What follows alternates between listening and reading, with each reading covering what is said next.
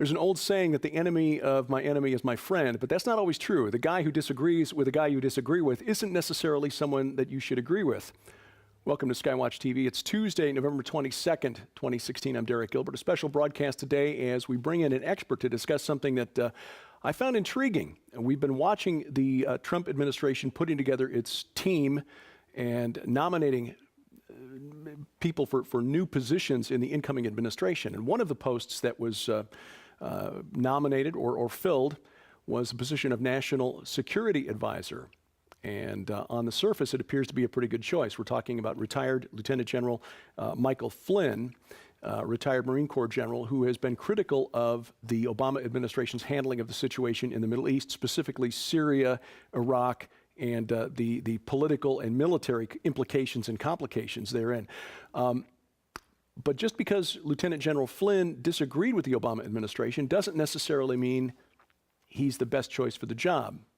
At least that's what our guest thinks. He is the author of the book Mideast Beast, When a Jew Rules the World, a book we can highly recommend, and a DVD teaching set called The Antichrist, Turkey, and the Coming Caliphate, which is of special relevance to this discussion. We're honored to welcome Joel Richardson to the program. Joel, thanks for joining us today.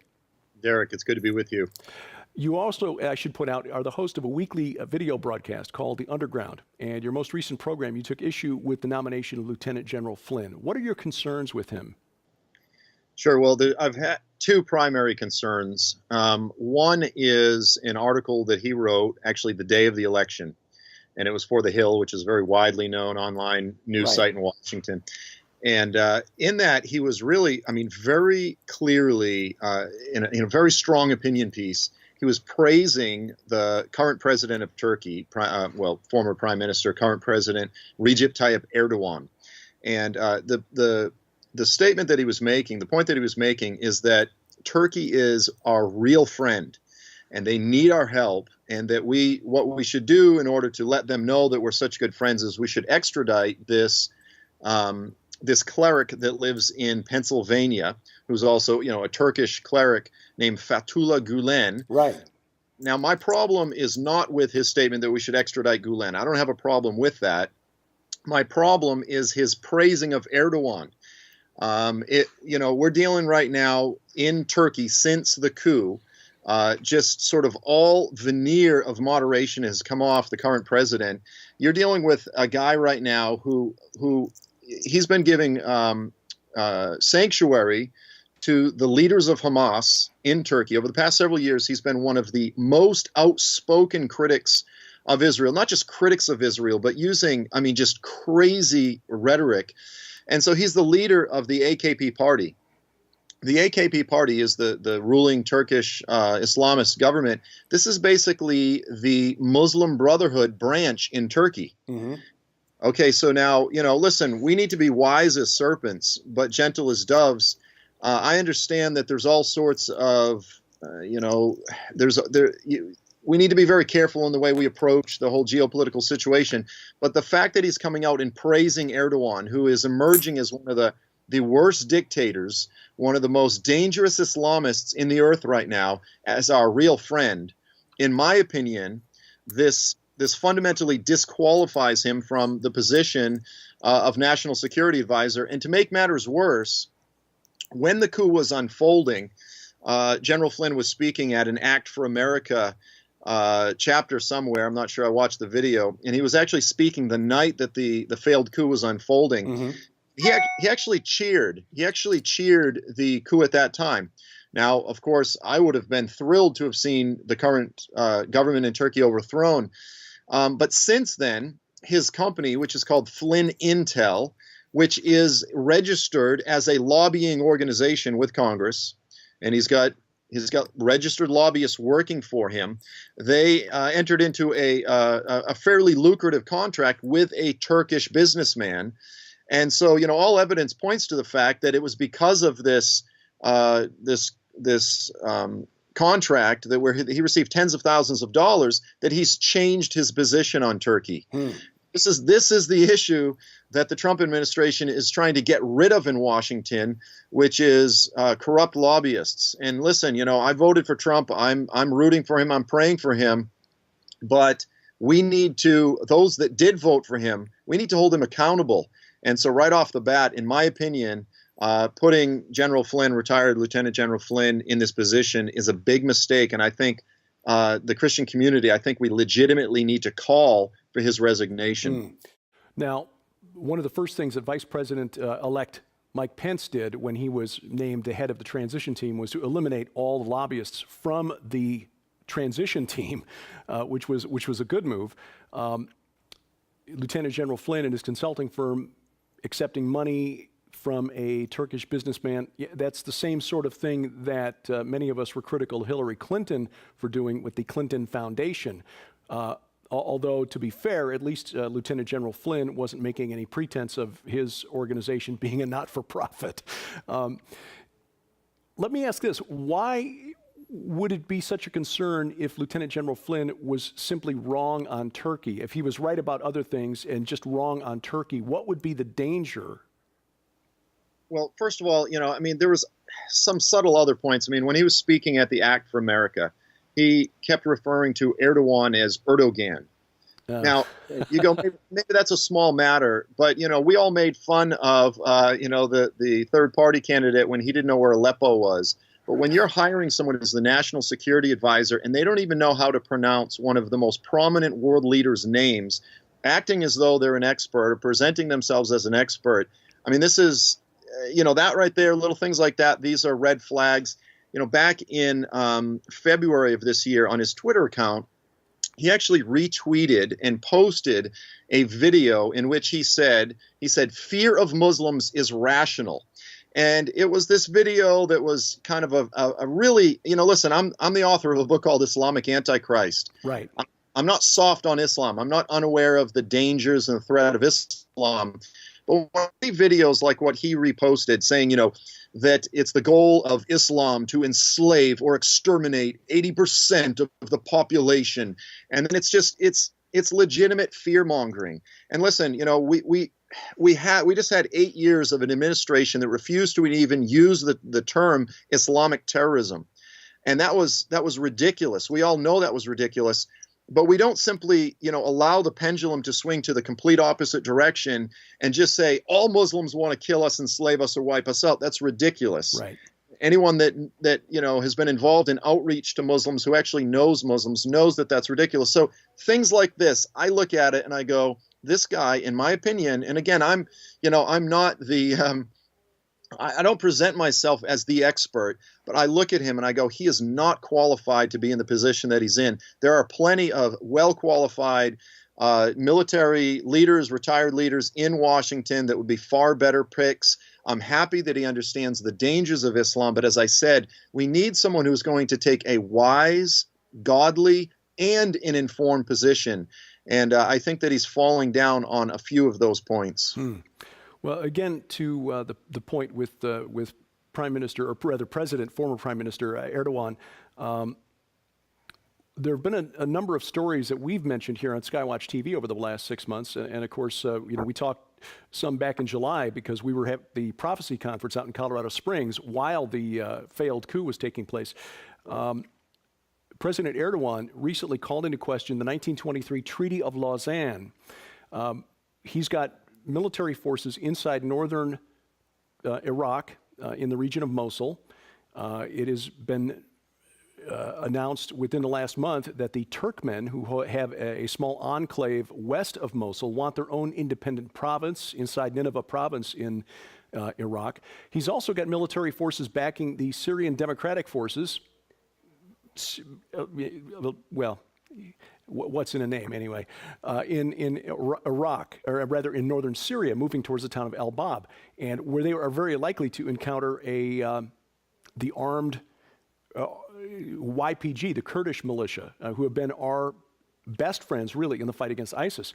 The maps that he's been putting out, a little bit disturbing. Well, what exactly is President Erdogan doing here by calling back to a treaty from 100 years ago and saying, that was really forced on us. We were blackmailed into accepting this reduction in our territory.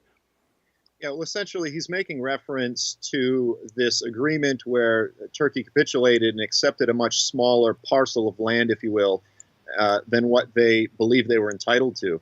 And so by hearkening back to this map, again, 80 some odd plus years ago, this map includes large sections of northern Syria, northern Iraq, including Mosul and all of the Kurdish territories. It includes all of Armenia, or at least most of Armenia. It includes all of Cyprus, large sections of modern-day Greece, and virtually all of Bulgaria.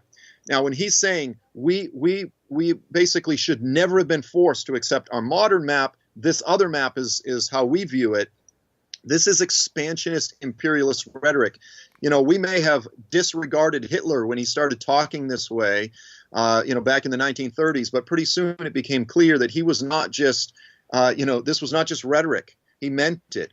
To the president of Iraq, as Turkey is moving military forces into his nation, he says, you have no right to come into our nation. He says, you should know your place. Yeah. I mean, this is an invasion. This is an invasion. He rebukes the president of the country. And then he made a specific statement. He said, listen, Turkey, he goes, what? We can't intervene in an area that affects us, our security. He says, we don't need your permission from this, and we don't plan on getting it. This is, again, I've used the comparison of comparing Erdogan to an emerging Hitler. And I know it's always dangerous to compare anyone to Hitler because it's tired. But in this case, there are the parallels between the rise of Erdogan and Hitler are numerous. I mean, right now, Turkey has more journalists in prison than any other nation in the world combined. Any other nation, more than North Korea, more than China, more than Iran. This is the single most repressive nation in the world right now for journalists. Since the failed coup, he's arrested or fired well over 100,000 of his critics. This guy is an emerging dictator. And if we have a national security advisor that doesn't recognize this basic fact, again, this is not somebody that should be advising the president. Looks like some interesting days ahead as incoming President Trump decides what our strategy is going to be in dealing with the situation in Syria and Iraq. I mean, Russia has troops on the ground in Syria, which is another consideration. And this is just a story that's out today that the U.S. is pulling its special forces from the positions from the units with which it was embedded.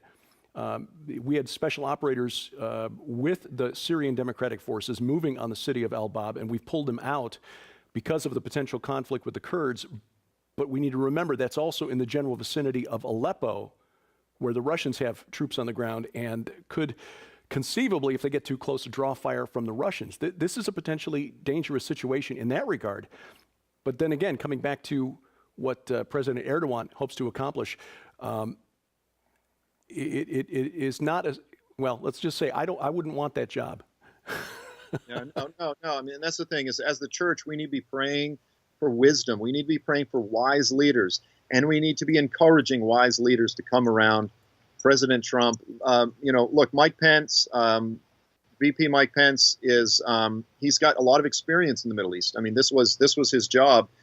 And, he's a man of God. He's got a lot of experience there. Let's pray that wiser heads prevail and indeed that wise counselors would be placed around President Trump and not simply fawning yes men. Listen, again, I voted for Trump, but I look at him as someone who probably hasn't had a lot of people throughout his life telling him no. And we need people that are willing to step in and say, this is not wise. This is wise. You're making a mistake here. And, right now, the Middle East, this is probably, in my opinion, the premier issue, the premier theater where we need wise counselors. And so this is what we need to be praying for. Amen to that. Muslims seem to have a tendency to put a lot of emphasis on anniversary dates, like 100 years since something or 500 years since something. And President Erdogan has been quoted as saying that he wants to make Turkey an international power by 2023, which is the 100 years since the dissolution of the Ottoman Empire. The Prime Minister of Iraq, Haider al-Abadi, has warned that President Erdogan risks touching off a wider regional war with what he's doing already in Iraq and Syria.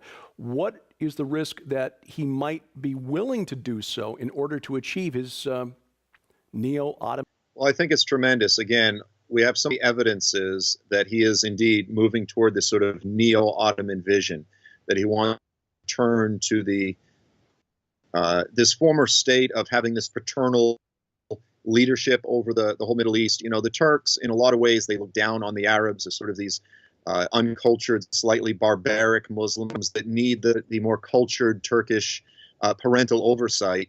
And so whenever they speak, whenever Erdogan speaks of his leadership role over the Middle East, he speaks of it in very positive terms. You know, this is what's going to bring peace.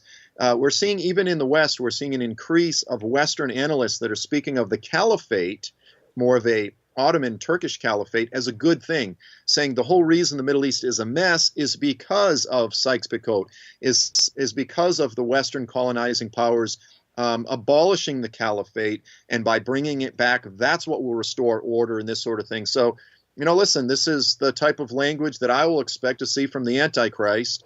He'll use intrigue, he'll use lies, he'll use the rhetoric of peace in order to come to power. And so Christians need, I don't believe Erdogan is the Antichrist, but you know, listen, there is an emerging dictator in our midst, an expansionist, imperialist, Islamist dictator. We've never seen an Islamist, nationalist, imperialist nation like this in our lifetime, and it's definitely something to pay attention to. Joel Richardson is the author of The Mideast Beast, Islamic Antichrist, When a Jew Rules the World, and his DVD teaching set, The Antichrist, Turkey, and the Coming Caliphate, especially informative. His website, joelstrumpet.com. Joel, thanks much for your time today. All right, Lord bless you, Derek. Good being with you. And Erdogan's ambition hits close to home for Christians in Turkey. We'll talk about that next on SkyWatch TV. Coming exclusively from SkyWatch TV for a very limited time starting December 6, 2016. When you purchase the new 3-book special investigative research collection, Abaddon Ascending, Final Fire, and the Sheerith Imperative from SkyWatchTV.com, you'll receive the largest giveaway in SkyWatch TV history. An unprecedented value of over $400 in free books, DVDs, audio files, and the never-before-released data DVD library from Dr. Michael Lake on the Sheerith Imperative, which includes 56 Christian classic works on PDF. All 28 episodes in Dr. Michael Lake's Understanding the Kingdom audio series. The latest version of Eastward for Windows. The 3-part Into the Multiverse television series where Josh Peck interviews Dr. Michael Lake on the Sheerith Imperative. And nearly 3 hours of bonus interviews on video with Dr. Lake on the Sharpening Report. For your library or to give away as gifts. Also included in this biggest giveaway in SkyWatch TV history are Josh Peck's full-length 2016 DVD presentations, The Quantum Future and Extra-Dimensional UFOs. Dr. Michael Lake's full-length 2016 DVD presentations, Jericho, The Anatomy of a Stronghold, and The Shinar Directive. The new 5-part SkyWatch TV special investigative report on the books, Abaddon Ascending, Final Fire, and the Sheerith Imperative. But that's not all. You'll also receive the new Best of SkyWatch Television on DVD. Over 5.5 hours of the most popular episodes in SkyWatch TV history. Travel through the multiverse on the new Best of Into the Multiverse on DVD. Over 5 hours of audio with Josh Peck on the coming Technocalypse. The best-selling book, The Final Roman Emperor. An incredible 5-year subscription to the SkyWatch magazine. 2 brand new free gift books, and the never-before-released data DVD library from Dr. Michael Lake on the Sheerith Imperative. For your library or to give away as gifts, an unprecedented value of over $400 in never-before-offered free products. This is the biggest giveaway in SkyWatch TV history, and it's yours absolutely free when you purchase the new 3-book special investigative research collection, Abaddon Ascending, Final Fire, and the Sheerith Imperative for only $39.95 plus shipping from SkyWatchTV.com, beginning December 6, 2016. But be advised, this astonishing promotion is limited to first come, first serve while supplies last. So it's urgent that beginning December 6, 2016, you place your order for the new 3-book special investigative research collection. This offer is on a limited time basis and will end without notification. So be sure to visit SkyWatchTV.com to follow the updates. In the countdown to the biggest giveaway in SkyWatch TV history, the unprecedented value of over $400 in never-before-offered free products while supplies last. For more details, log on to SkyWatchTV.com. We told you a couple of weeks ago about a sudden and surprising change for Christians in Turkey, and that was the Turkish government, the government in Ankara, suddenly seizing the Hagia Sophia, which is a church that had existed since about the 6th century AD, had of course been converted into a mosque after the fall of the Byzantine Empire in the 15th century. But after the dissolution of the Ottoman Empire and the creation of the secular state of Turkey under Ataturk, it was turned into a museum and essentially open to people of all faiths, Jews, Christians, Muslims. That is no longer the case. It has essentially been turned into a mosque once again, and it is now under the control of the government. There is an official imam who is in charge of the Hagia Sophia. So again, a church in one of the oldest Christian communities in the world converted into a mosque at the direction of the government of the nation of Turkey. Something to watch for in the days and years ahead. This week on SkyWatch TV, part 2 of our discussion of the new book, Abaddon Ascending, the book by Tom Horn and Josh Peck. For complete listing of dates and times to watch that program, log on to skywatchtv.com/channels. And another web exclusive this week, an interview we couldn't fit into the network television schedule. Dr. Michael Heiser returns with a preview of his forthcoming book, Reversing Hermon, talking about Mount Hermon, of course, and the sin of the watchers. If you didn't see last week's, make sure you get that. He'll talk about the book of Enoch. He talks about the book of Enoch in that program. But this week, the program just released a discussion of the sin of the watchers and why it's important in Christian theology. That program available as a web exclusive from SkyWatch TV, only at skywatchtv.com and the SkyWatch TV channels on Roku and YouTube. Find us online, of course, at skywatchtv.com. Links there to all of our social media sites, and you'll find me on the web at derekpgilbert.com. This week featuring a video interview with the 4 authors of the new book, Revising Reality: Anthony Patch, Doug Woodward, Gans Shimura, and our very own Josh Peck. Again, you'll find that at derekpgilbert.com. Thank you for watching as we keep watch. I'm Derek Gilbert, and this is SkyWatch TV. Many ancient prophets foresaw Abaddon rising from the underworld in this very age.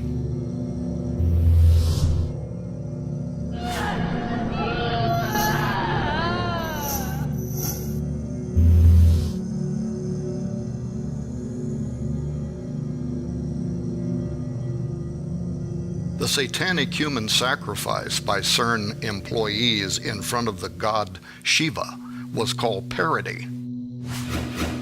But all occult masters understand that symbolism was a powerful invitation for a doorway to be opened at CERN.